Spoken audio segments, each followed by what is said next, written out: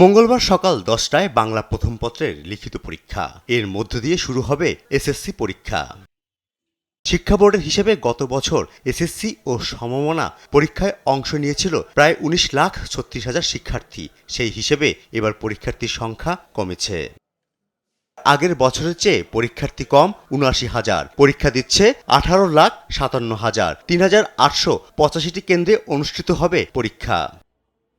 বিগত আওয়ামী লীগ সরকারের আমলে পরীক্ষার আগে প্রশ্নপত্র ফাঁসের প্রচলন কিভাবে মোকাবেলা করবে বিএনপি সরকার তা নিয়ে সোমবার সচিবালয়ে কথা বলেছেন শিক্ষামন্ত্রী। ফলাফল 2 মাসের মধ্যেই প্রকাশ করার ইঙ্গিত দিয়েছেন তিনি।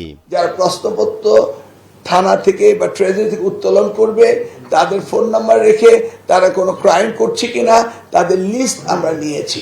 আমরা প্রত্যেকটা পরীক্ষা কেন্দ্রের থেকে তাদের যে সিসি ক্যামেরা রয়েছে এগুলি সচল না অচল, বাউন্ডারি ক্যামেরাগুলো এগুলি সব আমরা মনিটরিং করার জন্য নিয়েছি এবং আমাদের মনিটরিং সেল এই রুমে থাকবে, আমাদের মাদ্রাসার কনফারেন্স রুমে থাকবে, আমাদের প্রাইমারি এডুকেশন কনফারেন্স রুমে থাকবে। আমরা মনিটরিং সেল করেছি, সেখান থেকে আমরা মনিটরিং করবো। ভিগো ওয়্যার গার্ড প্রয়োজন মতো বাঁকানো যায়, অধিক চাপেও ভাঙে না। ভিগো। এদিকে বিগত আমলে শিক্ষার্থীদের খাতা অতি মূল্যায়নের বিতর্কিত প্রক্রিয়া বাদ দেয়া নিয়েও কথা বলেছেন মন্ত্রী। খাতায় লেখা না থাকলে কিভাবে মার্কিং করা হয় এই বিষয়টা কিন্তু আসলে আমার কাছে খুব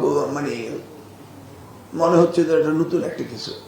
আমরা যেটা করছি এবার খাতা দেখার পদ্ধতি ঠিক আছে কিনা এটা ইতিপূর্বে কখনো এই বিষয়গুলিকে খতিয়ে দেখা হয়নি।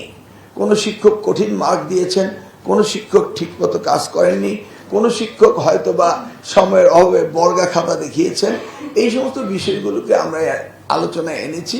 এবার কেন্দ্রে প্রবেশের আগে পরীক্ষার্থীদের দেহ তল্লাশি করার নির্দেশ দেওয়া হয়েছে। ফররুখ বাবু, দেশ TV, Dhaka. But it's not a threat.